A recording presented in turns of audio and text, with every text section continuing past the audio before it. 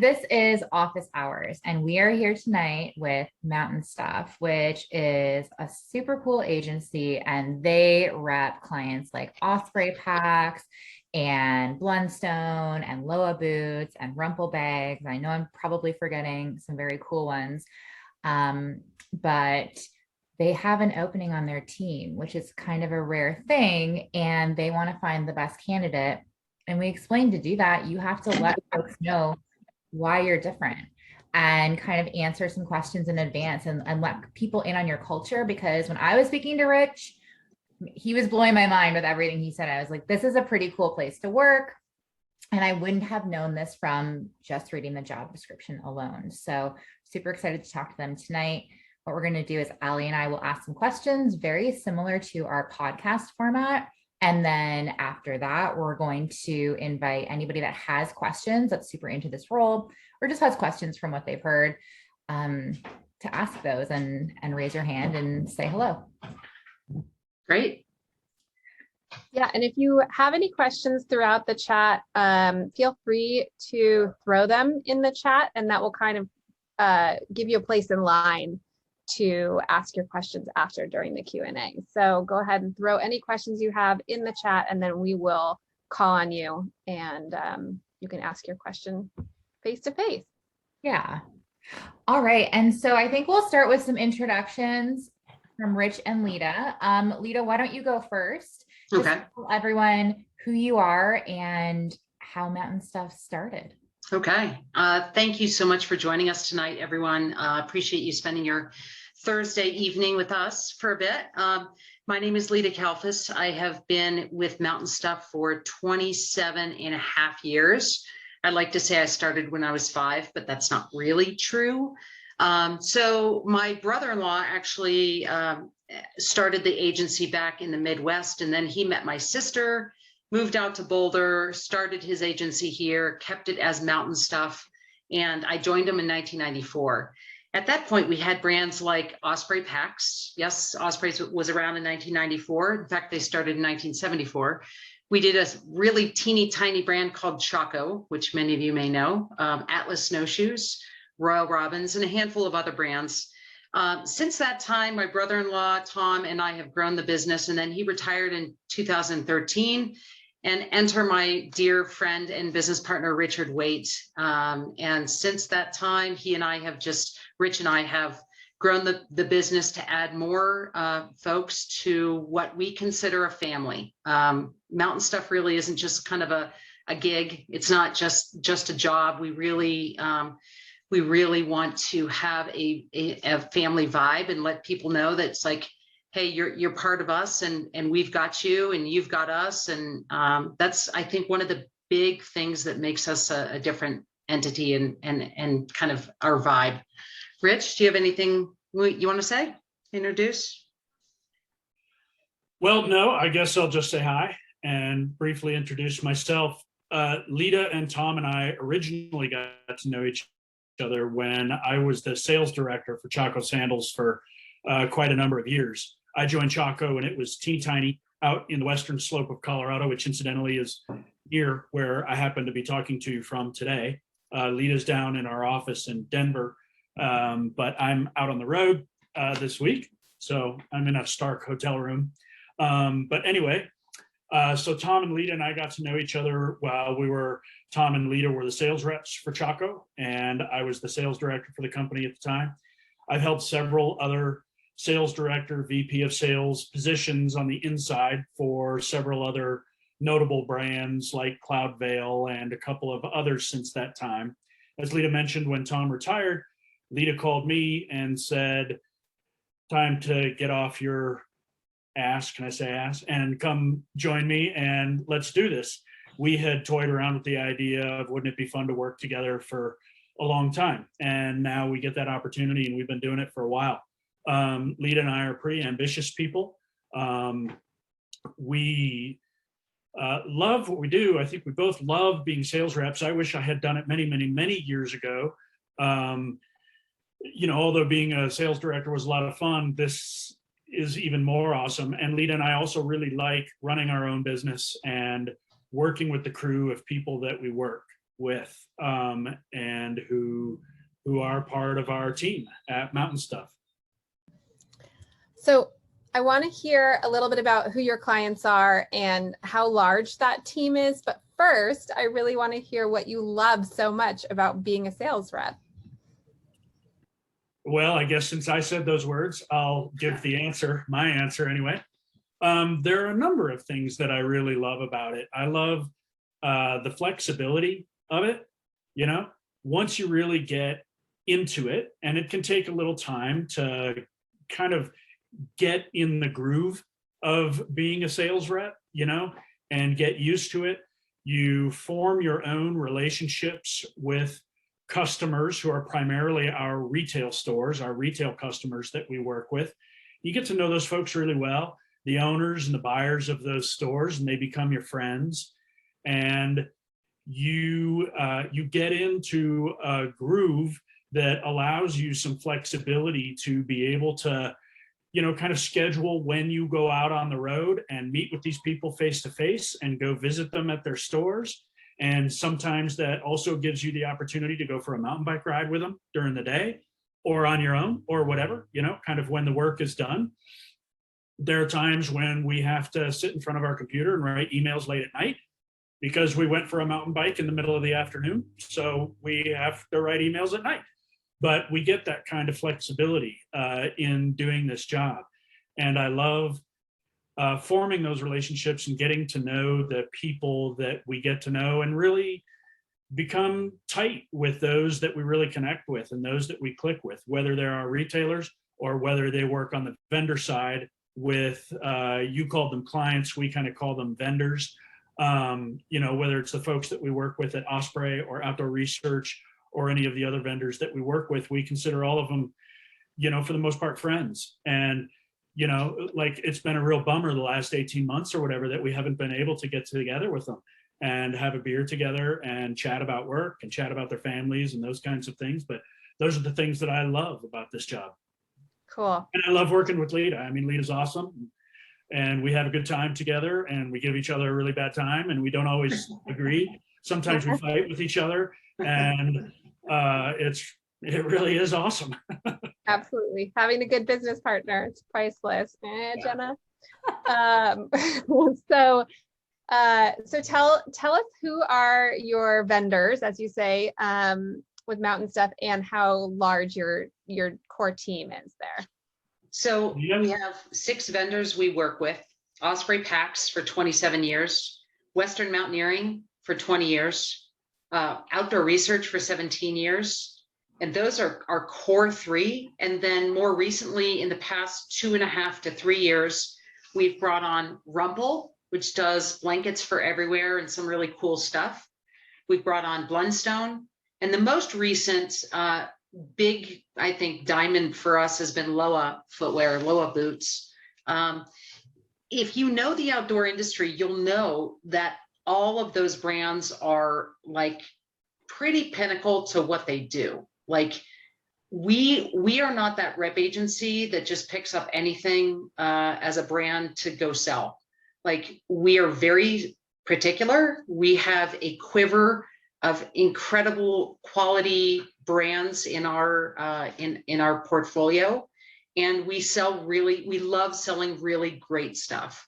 And so, you know, I'm going to tag back to just, you know, why do I love being a sales rep?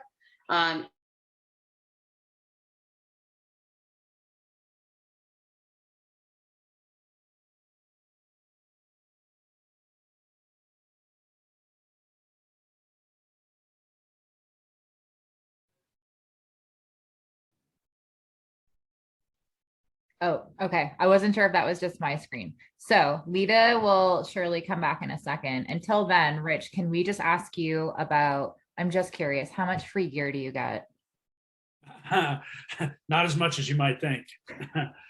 If you're looking for a job just to get free gear, this ain't it. You know, that was the question, right? How much free gear do you get?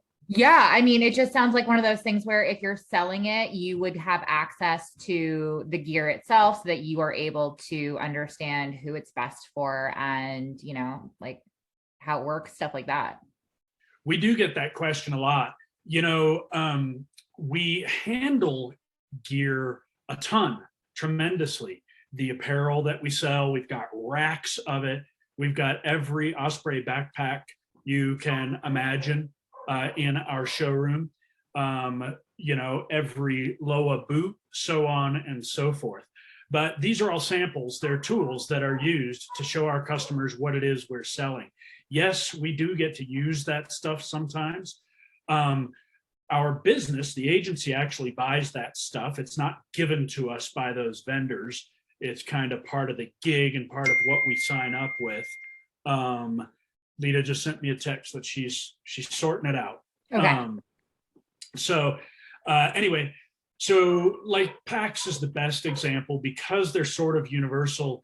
We can take them out of our sample set when we go for, if we want to go for a hike and borrow one and check it out, or a sleeping bag or those kinds of things. But these vendors aren't, slinging each of us backpacks. Hey, take one of these and take one of these and take one of these. And, our garage isn't necessarily full of backpacks. We do get awesome, sweet deals to be able to get access to that stuff, but it's not necessarily free. Every now and then, yes, there will be some unique circumstance and we might acquire something. Got it. Okay. That's not the answer I expected, but I think that's good expectation setting, right? I think we should hop into, talking about your workplace. And we're going to talk a little bit more about the role and like what you're looking for and who's going to be successful. A lot of folks want to know though about growth and professional development opportunities for them. They want to get a job where there is an opportunity for them to rise up in the company and, not only make the salary that they want to make, but reach their potential. So how do you see that going for Mtn Stuff? Well, one of the things that has always been a value that Lita and I both share, and something that is really important to us at Mtn Stuff is, as a rep agency, associate reps, or sometimes referred to as sub reps or whatever, sometimes kind of have a tendency to get cycled through agencies. They're there for a year or two and then they move on to something else or whatever. And we really pride ourselves on the longevity of the employees that we have here. And really being a contributing member of the team along with me and Lita. So while Lita and I may actually own the company, the rest of our team and the rest of our crew, hey Lita. Hi, sorry about that, you guys. Lita, I'm answering a question about sort of longevity and the ability to ascend through our organization a little bit. So to pick back up on that thought, we value that longevity, and we want people who are looking more for a career opportunity than they are looking for a job, looking for something that they can call home and they can plant their flag, for a good long time. That ability to ascend throughout the organization is sort of different for us, partly because we're very small. This will be the 7th person to the agency. We've never had that many people, so our company is growing, but there is no real hierarchy within those 7, other than me and Lita being the owners. Lita is a sales rep and I am a sales rep. And for the most part, we have one office manager, but everybody else is also a sales rep doing essentially the same job, essentially the same functions. And there's no real hierarchy within that. So it's a very flat organization. The other thing that you'll probably hear me say a number of times throughout this sort of presentation today is that we work and really value collaboration. We work very collaboratively within Mtn Stuff. We really do want to know what everybody thinks. And so, Lita's example a little bit earlier, she was talking about our ability to bring on other brands, or how long we've had brands or vendors in our quiver. Those aren't decisions that Lita and I make in a vacuum. if a brand approaches us and says, hey, we want you to be our sales reps and to sell, whatever it is, widgets, and it's something that Lita and I think is interesting, we'll ask the rest of the group about it. Hey, what do y'all think? We think there could be an opportunity here. Do you agree? Do you disagree? Why? What's up? And, we'll bat it around for a while and see where it ends up. Same kinds of things with, we do a couple of sort of biannual retreats. And we ask everybody, and we go away to do this because we don't want to be in somebody's home or whatever. So we went to Steamboat one year and we asked everybody, where do y'all want to go? Where should we go? What should we do? How should this be organized? Help us with the agenda, those kinds of things. So that's the kind of collaboration that I'm talking about. I think I got a little lost in your question, but hopefully that sort of answered it. Yeah, I mean, totally. So it sounds like everybody is doing not necessarily the same role, because you had mentioned at one point that if you're a more junior person, you might start someone at something called a tech rep, and they're going to be doing more education and less strategy. So there is a little bit of a difference in responsibility there. There could be. There could be. Okay. Yeah, if I could just interject. Sure. Yeah, the way that we've spoken to you guys about this role at Basecamp, Jenna and Ali, and the way that Lita and I have kind of structured the job description and our thinking about this role is we really want to be wide open to the kinds of candidates that might be attracted to working with us. And we see that we might have the opportunity here at Mtn Stuff to structure our organization a little bit differently depending on who we find.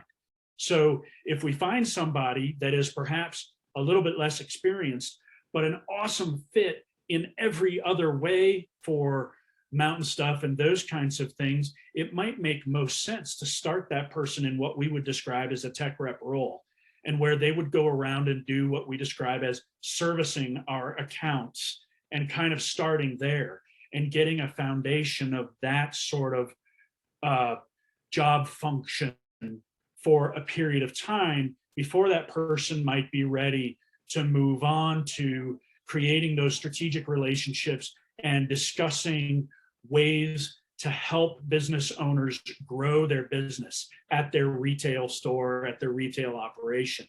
We've never had a tech rep at Mtn Stuff before. We've never hired one before, never operated that way, but we're perhaps open to the idea of structuring things that way as we look at adding a new person to Mtn Stuff. Lita, do you want to add anything to that? Yeah, I mean, I guess it's important to know that the reason we haven't had a tech rep, because if maybe some of you are familiar with reps in this industry, but some of them structure where they have the selling and strategy folks, and then the folks who kind of service the accounts on the road, and they're kind of more of the road warriors. We just haven't done it that way. And the reason is because we feel like we would kind of lose a layer of touch if we are not in the retailer's store as much as we should be. If we don't do it ourselves, I really can't get a sense of how best to really strategize and support their business if I let somebody else kind of get in there and do it. So that's just kind of a reason why we have just done it differently. And each of us are responsible for a grouping of accounts in a territory, in a specific region. And you go out and you not only service that account by helping to see, to train their staff, helping to see if they need any fill-in orders, those kinds of things, but also on the sales side, you're there to walk them through a new line presentation for the next season coming up, and what are the right products to really support them, their business.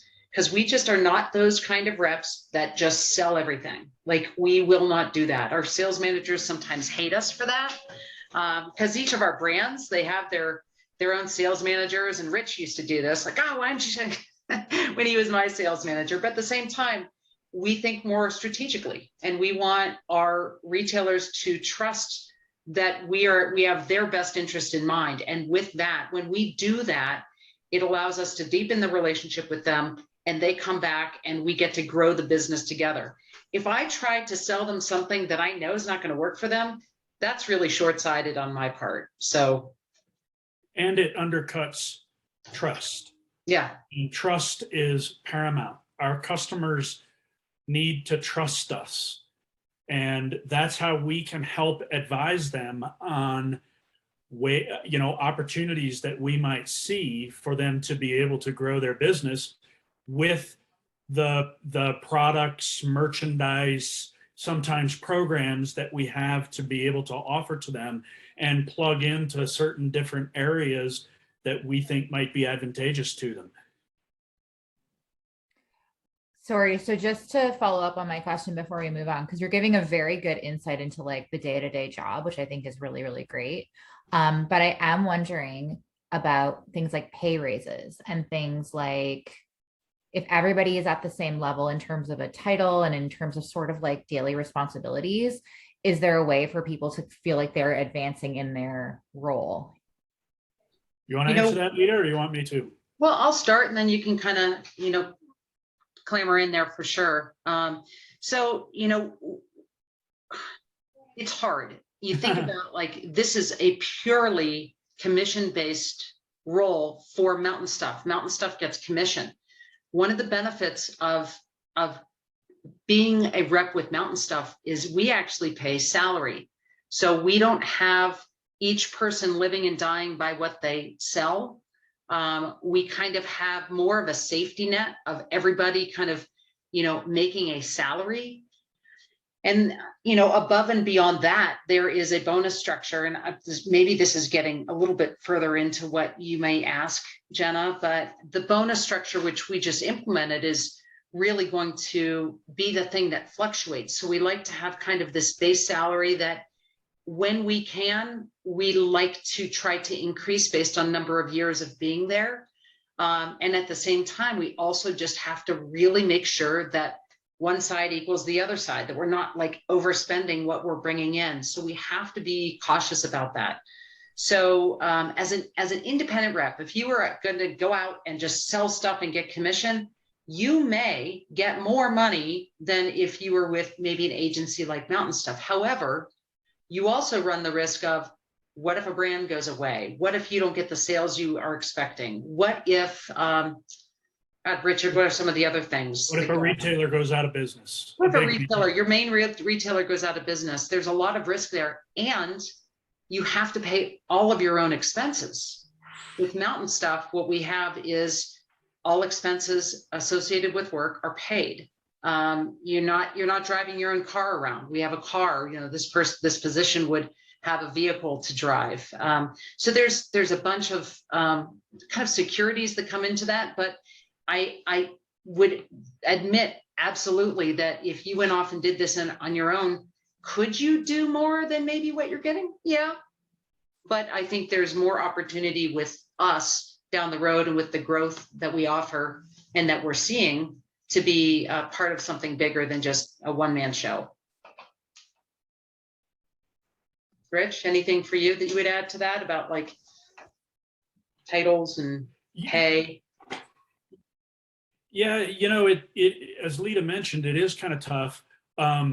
There are some very fundamental sort of basic functions of the job that remain very consistent year after year after year in doing this.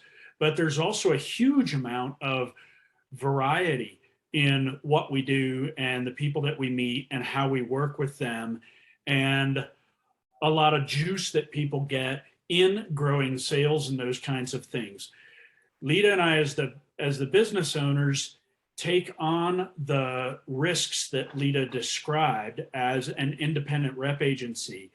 And as successful business owners and running a successful business, we're able to pass along to our employees the security of a consistent paycheck, the security of knowing that they're going to continue to be here and continue to learn and perhaps continue to be able to sort of grow their territory, and their list of responsibilities and accounts grows over time. The importance of what they do grows over time.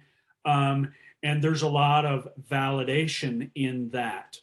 And then, as Lita mentioned, and I'll touch on again, this new bonus structure that we have just implemented is designed to supplement that secure monthly paycheck with the opportunity to earn more as this business earns more.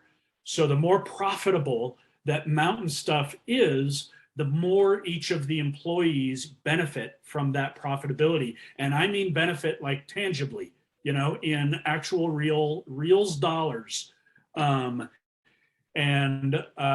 so far this year, and this is the first year we've done it, so it's new to us. It's a new structure that we've put in place. Our employees have benefited. What's the right word I want? Strongly. They've benefited really well so far this year because we're having a great year. And yeah, so did that answer your question better, Jenna? It did. And I think that, there's a relevant question too in the comments from Jen, and she's just wondering if somebody doesn't have sales experience, so aside from money, which obviously there's a very clear bonus structure for people on top of what they get compensation wise, which does include healthcare too. It does. So on top of that, are there like professional development? If you don't have sales experience, are you willing to teach the right person that? Totally. Yeah. It's the intangible things that are really hard to teach. And that's what we're looking for in a new person to add to our team. Somebody who already has those intangible things that are even hard for me to describe. The ability to quickly connect with another person, the ability to do that in a humble way, the ability to work independently and to dig down and get your stuff done when it's not the most convenient time for you to be able to do those things. Those are some of the intangible things that are really hard to teach. We can help people learn to become good salespeople. And so, no, it is not an absolute requirement that somebody have X, Y, Z years of sales experience. And sales experience can come in a lot of different forms. It doesn't necessarily mean that someone has to have the word sales in a previous job title or something like sales rep. But I believe that all of us are selling all of the time. I'm here trying to sell an opportunity right now. We're all selling something all of the time. And so we all have some level of sales experience and sales skills. And if you can demonstrate to us how you have utilized what are perhaps non-traditional sales skills and experience, man, we're all ears. And yeah, there's tons of on-the-job learning to be done here. And if people want to go away and take a professional development seminar of some sort or something like that, we're totally open to it. If they need to brush up on their Excel skills and go take some Excel or Adobe class or those kinds of things, we're down. We're not necessarily the best ones to teach somebody how to use Excel. I mean, we do it every damn day. But, people can learn Excel from much better professionals than us, and we're totally willing to pay for it. Let's talk a little bit about some of the nuts and bolts. And if you hear a baby whining in the background, that's life, right? I've got a baby down here. It's not me. What was that? It's not me. She wants to be a part of the conversation. She's like, hey, don't leave me down there. So one of the questions that I wanted to ask was just kind of where are you hoping someone is based for this role, and is there work from home flexibility, and tell us a little bit about the travel required. Let's hear about some of the nuts and bolts of the job. Well, if there's if we go, remember Rich talked about kind of like, if we find a person that really fits a tech rep position, that person really would have a lot of road time, and that would be talked about and discussed before, that would be determined, right? But if it's a sales rep if it's another sales rep kind of joining the family, the nuts and bolts of it are, you're going to be traveling in your territory, and it could be Front Range of Denver, it could be Utah, it could be anywhere in between. We have our territory is Colorado, Utah, New Mexico, and Wyoming. So we would probably get a grouping of retailers that would be good for kind of maybe somebody who's newer, and that would be what you would focus on. The amount of travel, most of the time, it's like if you had a quiver of retailers and they were all in Utah and you were here, it wouldn't make sense for you to go to Utah every week, but maybe you would do a trip every other month and go see different parts of the territory that you have. Maybe it's New Mexico you go to. And at that point, we kind of look at, okay, how much business is generated in New Mexico and how much opportunity is there in New Mexico? We've actually determined there's not a huge amount of opportunity in Mexico, but it still needs to be covered. So maybe you're not going to New Mexico 6 times a year. Maybe it's 3 or 4 times a year, just depending on what's needed there. If you happen to have retailers who are more around here, more reachable within a day, maybe you're taking a few days or even just a day out of the office and you're going around and touching base with 5 or 6 retailers that day. Maybe you're touching base with some new staff they have and giving them a little training on the floor with the products. Maybe you're checking some stock. But then very importantly, what we must be doing at least twice a year is doing a training seminar. It's called a clinic, where we teach the staff of a store how to sell our product and how to want to sell our product. If you go into REI Denver, they know, those who have been with my clinic, they know how to fit and sell an Osprey pack. I can't ultimately see everybody who works at REI, but if they're there for my clinic and sometimes they'll record them, they can get the benefit of that too. So there's travel, there's definitely desk work and email work and reporting work and strategy work. And if we go back to kind of why I love being a rep, I love the versatility. I've had pretty much the same job for 27 years. I mean, it fits me, it fits my lifestyle. I also have a family, and I really try to, ebb and flow when I am able to work. Like Richard said, like there are times where I have to go pick up my kid, but then I'm working either at 5 a.m. to catch up from what I did, or, you just got to get the stuff done. So Richard, would you add to that? Well, I just want to make it clear, Lita is speaking from our main office in Denver. That is where Mtn Stuff is based. We have an office there, and then we also have a separate showroom in Denver in slightly different parts of the city, 2 different locations.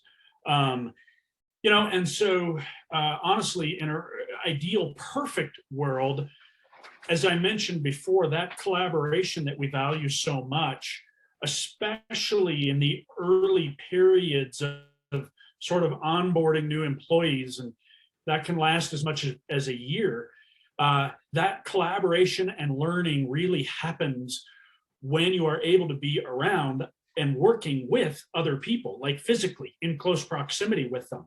And that happens in our Denver office. We do have a number of employees that work remotely. One works out of Salt Lake City. I work remotely out of the mountain area of Colorado. And then we have another employee that works remotely from the Four Corners area of Colorado. So the idea of working remotely is not a new idea to us. We've been doing it for a while, and it is possible that this role could evolve or develop into working remotely and working from a home office and those kinds of things. And even those people who live and work in Denver and work out of our main office in Denver, from time to time, they'll spend the day at home working from home, or they'll spend the morning out on the road, driving up to Estes Park to see a couple of accounts. And then in the afternoon, they'll just go home and finish up their work and their follow-up from home that day. or something sort of along those lines. So as we've said in a couple of different ways, there's tons of versatility and flexibility in this role once somebody gets their groove and really gets into it and knows what they're doing and can really operate independently. So I'm just going to ask one more question and then we're going to go into audience questions because they're stellar and I want to make sure we have time for them. But can you just really clearly go over the benefits that you offer so that everyone's aware of that package? And then I'll kind of get people up on deck to ask their questions as well. Sure thing. So we offer health insurance. We pay fully for that. We offer a bonus structure. We offer 2 weeks paid time off. We have a 401k with matching that kicks in after 1 year of being employed. We have, again, once Richard talked about kind of the flexibility we have, there's a bit of flexibility there as far as remote or in the office or whatnot. And there is an opportunity to have some ownership in the business too down the road. And Richard, I don't know how much you want to, get into that. It's more about, having options for being part of Mtn Stuff when Richard and I at some point depart. So we're not going to be doing this forever, but we are looking at this at least for another 10 years and want to build that structure. And we want to create the family that would want to continue it. So those are some or really benefit from its sale. Pardon me? Or benefit from its sale. Or benefit from its sale. Yeah. If that's not something that the employees wanted to do, is like, oh yeah, let's go ahead and take over Mtn Stuff. If they don't want to do that, that's fine. They would be able to benefit from the stock options that they've been given to once the sale's made. Yeah. So just to be clear, the bonus structure that we described kicks in after somebody's been employed here for a year. Yep.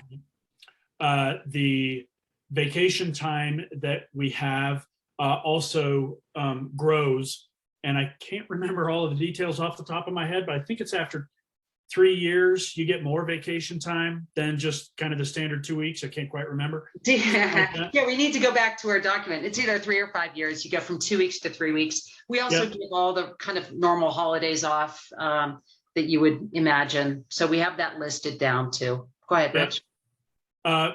People do occasionally have to work weekends here, but we don't, we believe very wholeheartedly in paying people for doing a job, not in paying people to put in time. And there are going to be times at this job where people can get it done in 30 hours a week or something. Cool, good for you. Go ride your bike, go ski, go spend time with your family, whatever it is you want to do. There are going to be other weeks when you're working 50 or 60 hours a week, and that's the way the ball rolls that week. But if you do happen to work a weekend and you want to go on a long backpacking trip, very soon thereafter, we're totally open to sort of trading a day for a day kind of thing, where that kind of stuff. Lita mentioned the 401k, and that's a matching 401k program that we have. That is 3 or 3.5%, I think, or something. And again, 3%. That kicks in after somebody's been there for a year. Yes. The health insurance that Lita mentioned, again, is company paid health insurance for the employee, and kicks in after you've been here for a month. So we think it's a pretty generous package of benefits, and we've been very deliberate in creating that and in helping our company evolve in that way, again, because we want people to be here for a long period of time. We want career seekers. We want people who have a really good idea of what they're getting themselves into, and maybe being a sales rep has been a goal for somebody. They've worked in some other role in the outdoor business perhaps, and they think, man, that rep job, that rep came in and did a clinic and whatever, I've seen them working, and that would be a cool job someday. And so we're looking for people who want to extend their career into something like this, and do it for a good long period of time.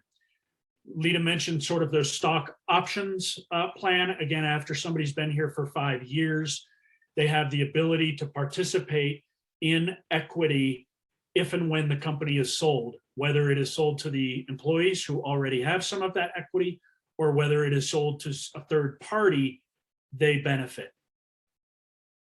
Yeah, I want to just reiterate, and I was thinking about wanting to say this in this opportunity that we have all together here, but please, like, if you are somebody who is looking for an opportunity to be able to kind of like get that experience and move on to somewhere else, or see this as a stepping stone, please, this is not what we are looking for. You know, I'm like, can I make a Tinder analogy? Like, you know, if we like each other, you know, it's like long-term relationship is what we're looking for. You know, we're not looking for. Okay, this is like Hinge, not Tinder. Yeah.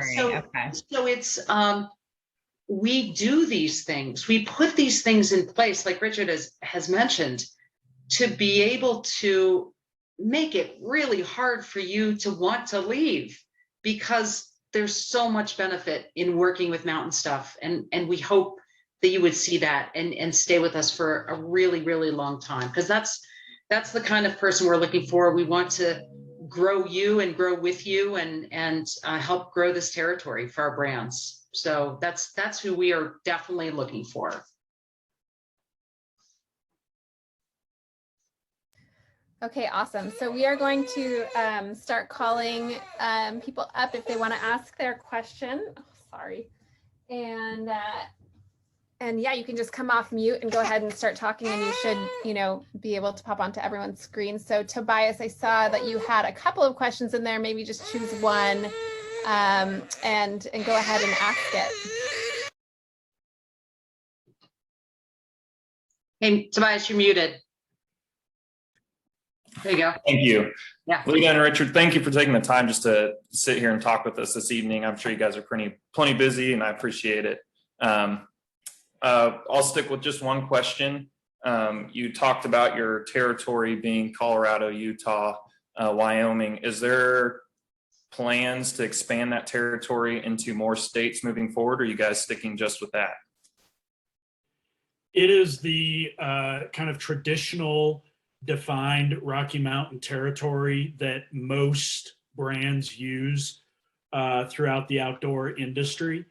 Although there are some brands or some rep agencies that extend that a little bit, sometimes into Idaho or down south a little bit into Texas, sometimes, those kinds of things. But no, we've actually tried it a couple of different times with a couple of different brands.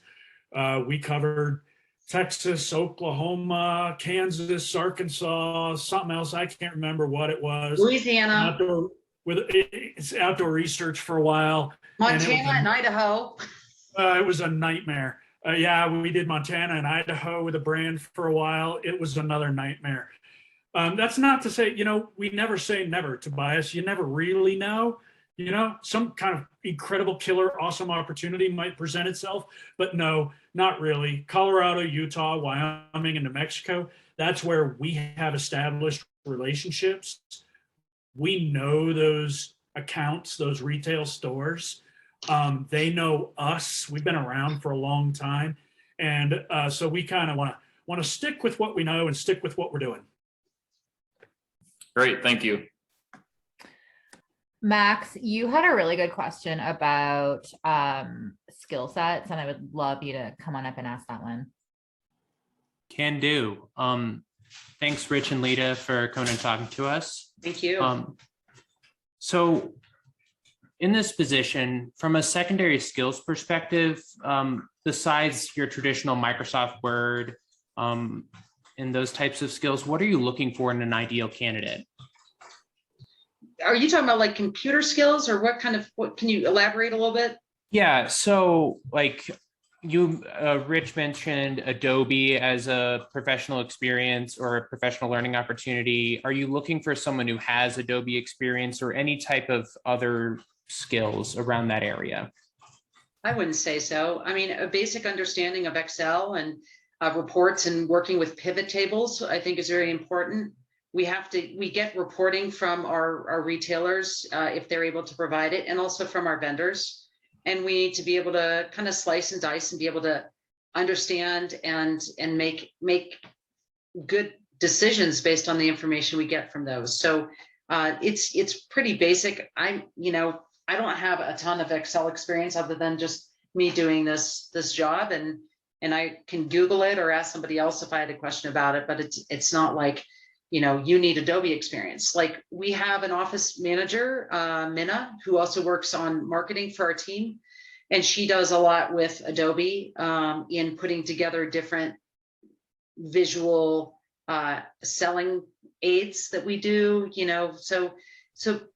but for us, like, Richard, anything you can imagine that's like pressing? No. Yeah, it's pretty basic. I'm going to piggyback on that though, and just say, what skills are you looking for? That might not be technical skills, but like skills that you use every day that you might not think about, or, just parts of life. Looking someone in the eye and having a conversation, that's a skill. That's like when Richard was talking about like things you can't teach somebody. It's like either you have that ability to have a personal relationship that allows you to build trust and go deeper with somebody, or you don't. It's a hard one to really learn. The experience of our brands, that information comes later, meaning you don't need to know all the ins and outs about Osprey or outdoor research or any of that stuff. In fact, having outdoor experience and loving the outdoors, I think is great, but we don't specifically need somebody with sales experience in an outdoor store. Like that's great, but it doesn't, like, there's other things that we really can look for. Someone who's an independent thinker. Another thing I wanted to talk about is, like, if you are somebody who's wanting structure, a lot of structure, this is not the job for you. If you thrive in structure, then this might not work for you. But Richard, what else would you add to this? Well, just to tag on to some of those same things, it's really not that hard to teach someone how to use Adobe or Excel or, the Microsoft Office suites or whatever, that kind of stuff. And we do use many of those every day, not so much Adobe and that kind of stuff. Minna does that, and she does it really well. But as sales reps, we need to be able to use an email client. You got to be able to write, that's really important. But people, and I'll extend that. It's not just writing. A successful person in this job really needs to be able to communicate well, whether it's verbally or whether it's writing. And one of the other keys in communication that is so important in this job is the ability to listen and understand, really, really listen and understand what people are saying before you're thinking about what your next thought is. And that helps with strategic planning and strategic thinking. I believe it helps with that anyway. So those things that you asked about, Max, that are about Adobe or those sort of technical skills are not that critical in being successful in this job. And as Lita mentioned, we're looking for somebody with passion for the outdoors, but we don't really care if you can climb 512 or, if you've, sailed your own sailing boat around the world or, whatever. Those are interesting stories that we'd love to hear over a beer some night, and that would be fun. But they are not critical in being able to be successful at this job. Thank you. Thank you. Courtney Stevenson, you want to come up and ask your question now? Yeah, I think you guys already answered. I was just asking kind of how long you're on the road versus kind of office. But I do have a different question. Kind of with COVID pushing so many more people into the outdoors, but I know there was also a lot of supply chain issues and just general, stuff flying off the shelves. How did that affect your jobs, and how was the last kind of year working in this industry? Wow. This is where Richard and I hold hands and go, oh my God. You know, we are commissioned sales reps. So that means that the orders that get written by our retailers, we have those, that's great, but that's not money yet until that product ships. And when the world shut down a year and a half ago, almost, none of that stuff was shipping. So there wasn't any money coming in. It was a big, oh my God, for us. And yet very quickly, the spigot turned on. We were drinking from the fire hose. We couldn't get product to people fast enough. It was insane. And because COVID is the gift that keeps on giving, we are, you know, experiencing shortages yet again, and will experience shortages with closures of factories. And you can't do anything about that. We've done our job. We've sold in what we've sold in as far as, you know, the orders are written for fall, but we're not going to get paid on any of that unless it ships. And if it's not in the warehouse, it can't ship. So those are the risks, again, that I think, you know, Richard and I take on as owners of the business, and allow us to maybe, you know, look at what the options are, like going for the PPP. We took care of that, finding a way to maybe get another loan from the Small Business Administration. We've got that. Taking hits ourselves so that we can make sure that we're not letting anybody go. So we did not let one person go during this whole COVID experience when it really hit. And then it came to a point where we really did not know how much more we could hang on. Like, we needed to extend. Richard and I were talking about, like, what do we do? God, do we mortgage our homes? Like, what do we do? Do we refine? Like, so it was getting to that point, and we didn't want to let anybody go, but all of our employees were absolutely okay with a temporary pay cut until things got back. So for about 4 months, people were down about 20%, but nobody lost their job. Richard and I were down 55%. We took that cut immediately so we could keep people longer. And then not only did we bring people up back to full wage in October, we actually reimbursed them for the loss that they incurred by the end of the year. So it was awesome. And this is what you do for family. So. And Annie, you had a very good question about the vision going forward for Mtn Stuff, and probably by extension, their employees. Yes. Hi, Lita. Hi, Richard. Coming to you from Arkansas. Richard, I know you mentioned Arkansas a minute ago. So great to meet you both, and thank you for taking your time. Yes, my question was around just in the next 5 to 10 years, what do you envision Mtn Stuff being like, whether that's more brands, more employees, maybe it's the culture of your teams, things like that. Richard? Yeah, I'll take that one, I guess.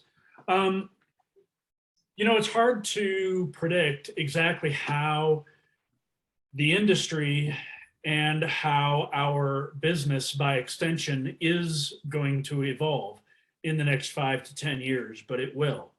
In looking back at the last 5 or 10 years, there at one time was lots of discussion among our brands and especially bigger companies about what the relevance was or is for independent rep agencies. And our independent rep agencies still needed and still relevant in this industry. And COVID, I think, helped prove to many brands that independent rep agencies are more important than ever. I am also a bit of an optimist, I suppose. And so I believe that's going to continue to be reinforced, although it may ebb and flow a little bit from time to time. But I think that independent reps and independent rep agencies are always going to have a role in the outdoor industry in helping to bridge that gap and helping to form and establish that relationship and an emotional connection between retailers and brands. And fundamentally, that's a lot of what we do, is help establish and maintain those relationships and emotional connections between the retail stores and our brands. So, whether or not we're going to continue to have the exact same portfolio of 6 brands that we currently have 10 years from now, probably not. Something there is going to change.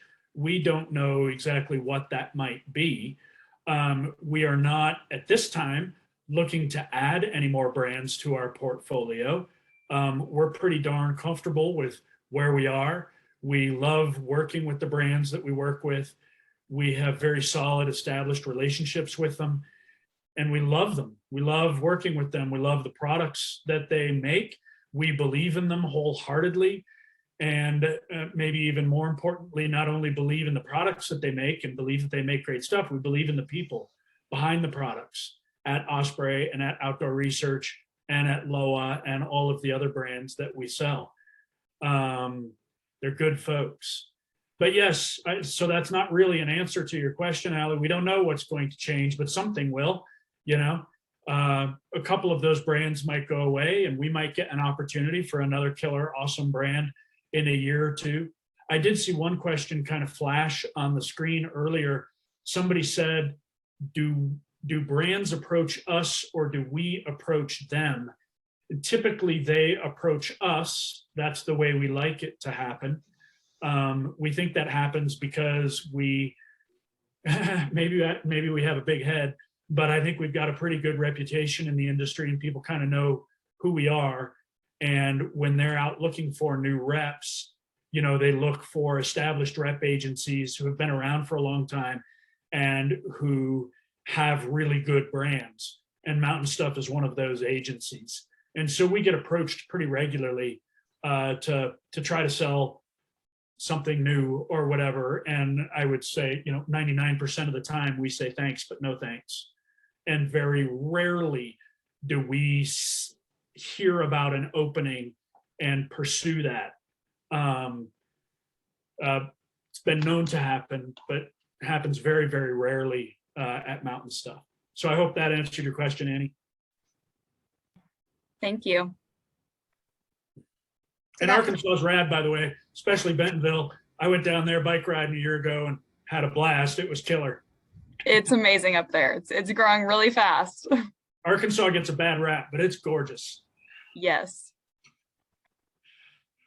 So that question kind of leads into Jacob's question, which is a little bit about what happens when you lose a large account and how you all weather the storm. Jacob, go ahead and come on up and ask your question. Hey guys, thanks for putting this on. It's been real fun and informative so far. But yeah, I mean, it sounds like, you guys really want those brands that are premium and sell great stuff and that you have a good working relationship with.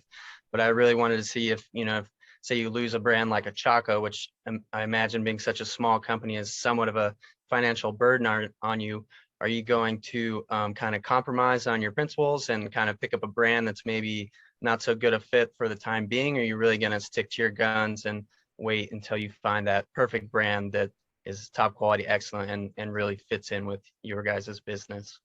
Well, speaking from experience, the day we lost Chaco, Richard was not part of the brand anymore, so he didn't have the opportunity to fire me. I was out. He was out.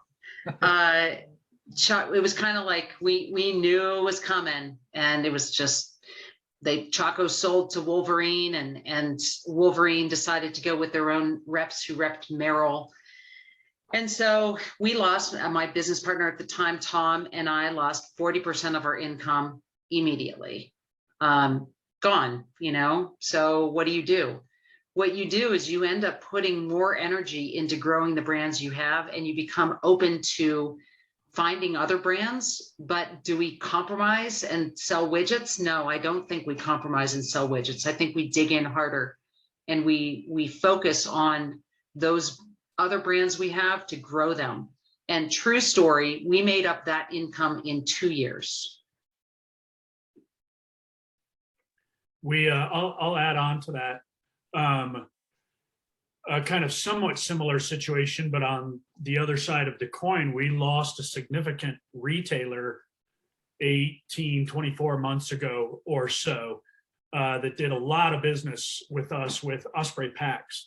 And it was a little bit of an oh shit moment, like, oh no. And as Lita said, we have replaced that business and then some in the last 24 months. We are also pretty conservative business people, Lita and I. And so we, as business people, keep cash reserves in the background for those rainy days, for when those things happen, so that we aren't forced to perhaps, as you say, compromise our principles or do those kinds of things, so that we know even if something catastrophic happens, like COVID as an example, we can continue to make payroll. You know, we have cash in the bank to be able to continue to do those things. And we're very fortunate that we've got a strong business and we're a profitable business, and we have planned for some of those rainy days, because as Lita said, that's what you do for the people that you care about, including ourselves. You know, we get paid out of this too. Everybody's got to have potatoes on the table. And it's super important to us that we keep that rolling for the folks that work at Mountain Stuff. Excellent. Thank you, guys. I appreciate the insight. For sure. Good question, Jacob. Jen has kind of an interesting question. Actually, you got another email about this earlier, but Jen, come on up and ask what you were wondering. Sure. Hi. So a big thank you to Lita and Rich for being open to have a conversation about your organization. And thanks to Allie and Jenna too for making the space and time for it. So I'm Jen. I'm actually joining you from Maryland. And I'm curious if it's a right fit, would Mountain Stuff be open to hiring a spouse team instead of just an individual person?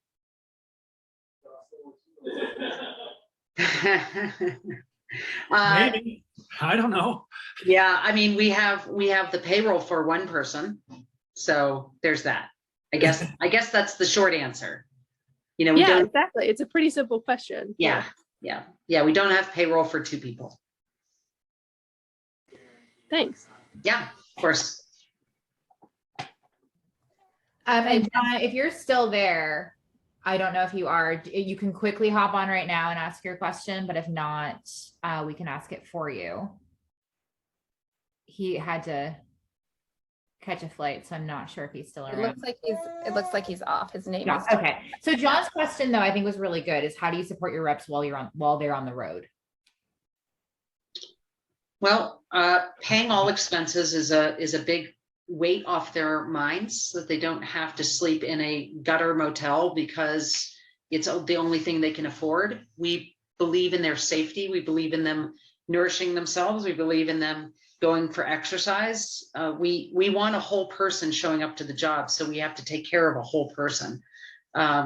We are, it's like we want you being mindful of the expenses that you do incur, but we also want you to be safe and enjoy your time out there. It shouldn't be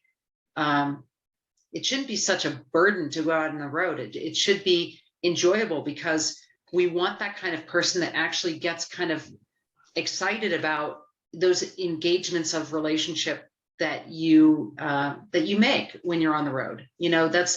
It's so much more interesting than just being behind this thing right here or on my phone, or you get to talk to people. And that's really what I think a lot of my folks, the Mountain Stuffers, have missed over the past 18 months is, COVID's put a damper on that, but we're really looking forward to getting back out there. And we have, to some degree, when people feel safe, and we have a team that's fully vaccinated, and we believe in that. And given that the variant is up, for me, I go into a place and I'll have a mask on, and I think that's courteous for the retailer. And I think that also takes care of me and my family too.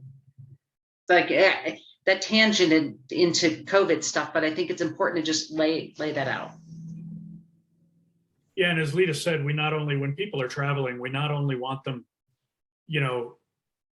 safe, and we want to take care of a whole person. That's a good way to put it, Lita.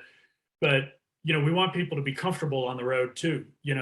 And so, we're not going to.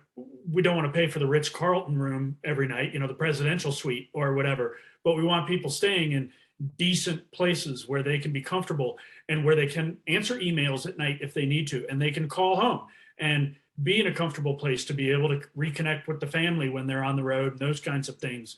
And you will drive a reliable vehicle that you don't have to worry about.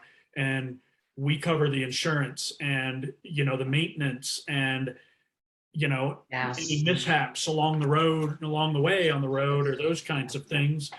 And then we have a couple of relatively simple, straightforward sort of software tools that help you get the actual job done when you're in the office and on the road, and sort of record what you're doing and connect with your retailers and those kinds of things. So we've got some tools in place to be able to help along with, we don't give our employees a per diem. When you're on the road, we want people using their best judgment about expenses and what they spend money on. We don't police it really.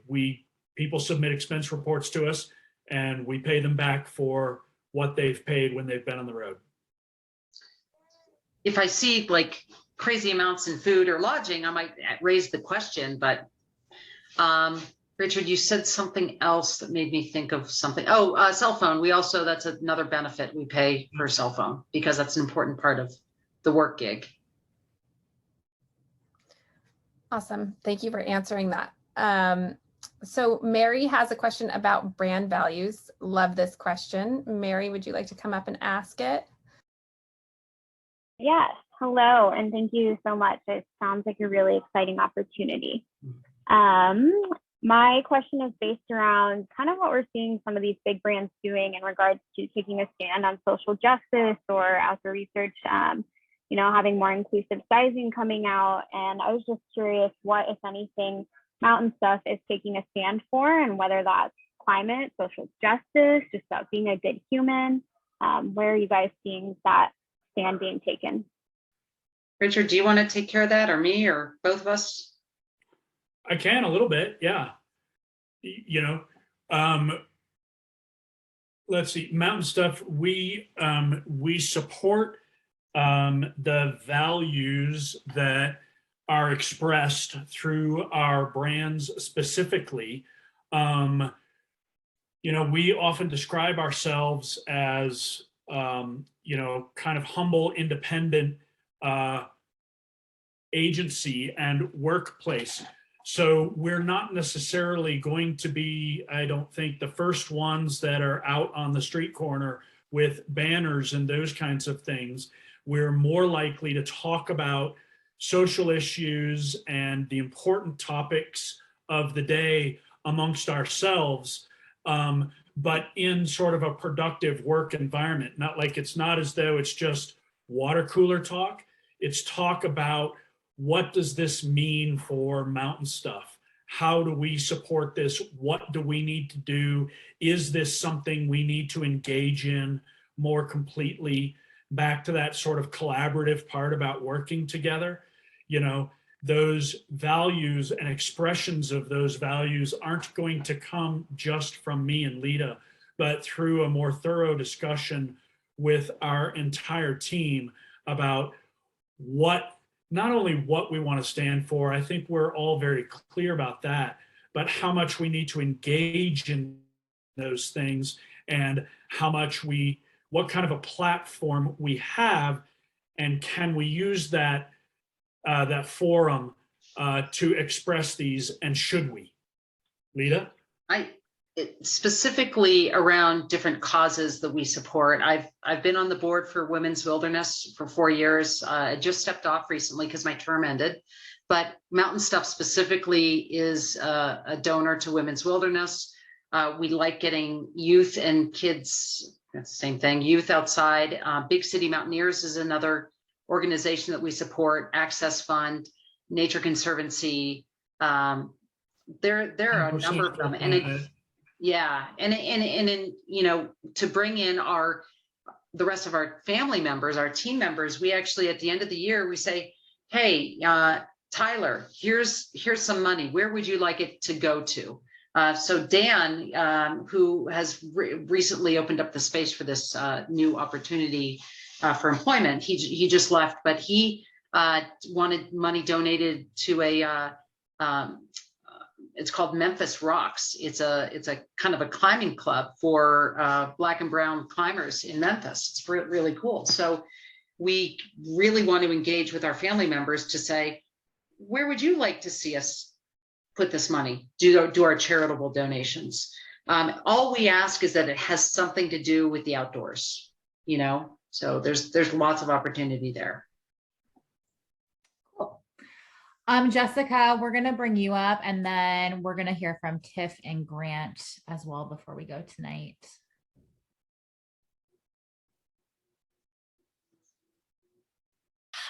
Hi, this is Jessica. I'm so sorry. I'm dealing with a power outage right now, and I'm like on my cell phone, and it's holding on strong to like 1%. So I'm trying to like get it all figured out here. But thank you guys so much for, let me start my video, for hosting this, Ali and Jenna, and thank you for Richard and Lita for, you know, taking time to do this as well.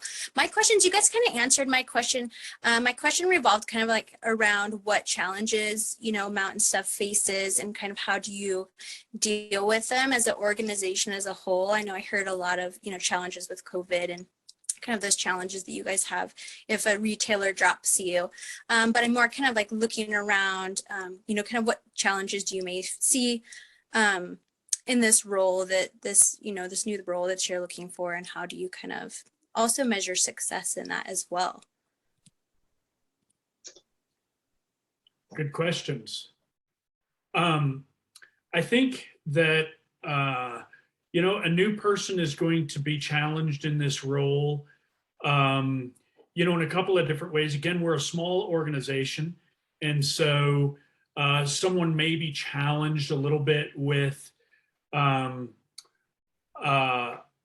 Lita described it earlier as a little bit of a lack of structure.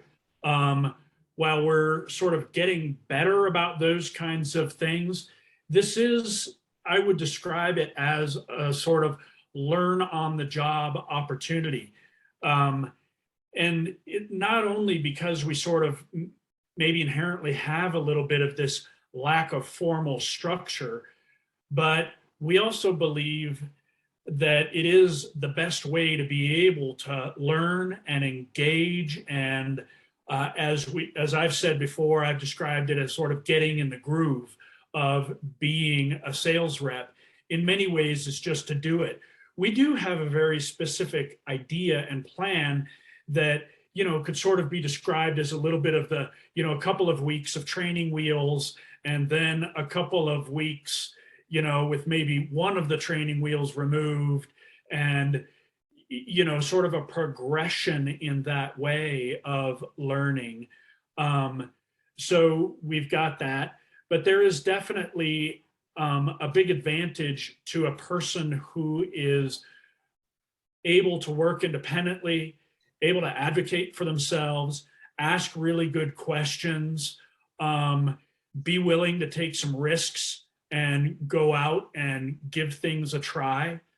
And in terms of evaluating sort of that success, again, it's rather informal. We have tried sort of doing somewhat sort of semi-formal performance reviews in the past, and we haven't seen a lot of need or benefit for it. But we are very, very close colleagues, and we communicate with each other on a nearly daily basis. And so as there are new things to learn, and as those challenges come up, it will be completely clear and abundant to each other what those things are and how we can work with them and develop them and get through those challenges. Thank you. Tiff, thank you for raising your hand. What question do you have? So Ali, Jenna, thank you guys very much for organizing this. This has been fantastic. And Lita and Richard, thank you so much for just the great information and answering all of our questions. So to all of you, thank you guys very much. This has been really great. Just a quick question a two-part. When were you guys looking to fill the role? And then what does the, like, moving on from this Zoom call, what does this look like moving forward for the hiring process or interview process? I think if we find the right person, we would hire very soon. So I think probably maybe Jenna and Allie, maybe you can, and Richard, maybe about kind of the next steps after this, but Yeah. You mind if I jump in, Lita? yeah, why don't you do that? We will fill the role when we find the right person. We don't really have a good one. timeline. And so if it takes us 6 months, it'll take us 6 months. If in the next 2 weeks, we know we have found the greatest candidate and it's a fit all the way around, we may pull the trigger in the next 2 weeks. In terms of the best way to move forward in the process, in the job description, and I think on the Basecamp website and in other places, we have listed jobs at mtnstuff.com, and that's where you should go to express your interest. The best way to do that would be with a letter of introduction, and I don't mean a formal letter, it can be an email of introduction, but we want to know who you are in that letter. And that letter will also be used as a way for us to be able to evaluate, can this person write? What are your writing skills like? What are your communication skills like? And then we'd love to see a resume attached. What's your experience look like and what have you been doing? And we'll collect those for a period of time. And I anticipate being able to respond to each and every one of those and let you know. But the way to pursue the opportunity is with jobs at mtnstuff.com. And Mountain is MTN Stuff, Mountain Stuff. Just through the job posting and the email address in the chat for everyone. Yep. Perfect.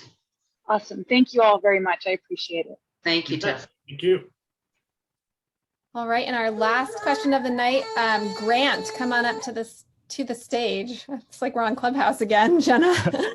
Grant, come on up. Awesome. Thank you. My name is Grant. I'm coming from Castle Valley, just outside of Moab, Utah. Nice to meet you all. And I'm living just across the street from Castle Tower, so just a dream living out here. Well, like it's been said before. Internet out there? Say again? There's internet out there? There is. It's not the best, but it is out here. But like has been said before, thank you, Allie and Jenna, for putting this on, and for Rich and Lita for your time and information. But I'm actually a recent mechanical engineering graduate, so I'm very green to the whole sales industry. But my main question for you is more along the lines of what type of communication, what does it look like between brands typically, and what sort of positions are you talking to with these brands? Can you say that again, Grant? Am I cutting out a little bit? I want to make sure I'm understanding your question. Yeah. So what does communication with the brands that you represent look like typically, and what sort of positions are you talking to from those brands? What do you mean by positions? Like, who is your point of connection within a brand? Yeah. Is it marketing or who is it? Perfect question. So our communication with brands goes from phone calls to emails to Zoom meetings. And when we are able to be in person, sales meetings or product meetings, sometimes, we are in a position, especially in the Rockies, of our brands really want our feedback because we're so impactful in this territory. The territory is impactful for the brands. So they bring us out to give direction of like, what kind of product do we need to be building? And that's really cool too. So first and foremost, we are going to be dealing mostly on almost every day with the customer service rep inside each brand. Each of them has kind of a point person we go to. Then the other thing is like sales managers. A lot of time, Rich and I work with sales managers, but they're very open to our other reps kind of reaching out, if they have questions or whatnot. And so nobody's off limits. I don't really go above my sales manager at all. I don't need to. So those are the folks that I usually speak to. And it really is like emails, getting back to them, doing like right before this meeting started, I was just finishing off a sales report that I do every other week for outdoor research for backcountry.com. backcountry.com is my key account that I manage and work with. And so we just want to keep our eyes on the sales data for them. So I do that reporting for them every other week. So those are just an example of what we do. Did that answer it, Grant? Definitely. Thank you so much. Appreciate your time. For sure. And just before we go, because that's all of our questions, can you just tell us, Lita, was there anything else that you wanted to add that you feel might be important for candidates to know? I just want to reiterate kind of the long-term aspect of what we're looking for, and really, impress upon you that this is a special place to work. We would love to welcome a new family member to our business. And, if any of this feels like what you feel like could be a fit for you, please definitely reach out to us with the link that's provided in chat. Richard, was there other stuff that you wanted these folks to know? No, I'm sure I would just be repeating a lot of the same. We're more than willing to answer all of these questions and any other question, because it is so important to us to find somebody who really understands what they're getting themselves into. We believe it's a unique industry. Probably every industry thinks that they're super unique and super special also. I don't know. But, we've spent the bulk of our careers in the outdoor industry, and we think that it has very special uniquenesses and differences to it. And almost all of those things are things that make it really awesome. This job has really cool travel opportunities, and that's a double-edged sword sometimes, because there are times when you're going to have to leave and you don't want to, and you'd rather stay home. And there are times that you get to go to a cool place, like I'm talking to you from Telluride tonight, and it's an awesome, beautiful, gorgeous place. And I'm reminded every time I come here that I love it. So there are lots of those things that make this a really special opportunity. Lita and I work hard. As I mentioned before, we're ambitious people. I think we have pretty high expectations. And we will continue to search until we find the exact right person. And then we'll be ready to act on that. Lita and I also, while we may make the final decision, we will not be the only decision makers in this hiring process. The rest of our team will be involved in this hiring process. That's critically important to us. So you can expect perhaps group phone calls or video chats, or, if you happen to be in the Denver area, group get-togethers or those kinds of things. But you'll be talking to more people than just me and Lita throughout this process as a candidate. I don't know, but, reach out to us and we'll answer pretty much any question you've got. Awesome. Well, thank you so much again. And I did want to reiterate, if you are interested in this role, send that email and make it clear why you want to work with Mtn Stuff, because it's very clear to me that they're willing to look beyond a resume and technical skills. They want someone with those soft skills, communication, somebody that just has the drive and the passion to do this and wants to kind of work and grow with a team going forward in this industry and, make a nice living doing it, basically. So send that email to them, introduce yourself, see where it goes, and, put your best work into that email.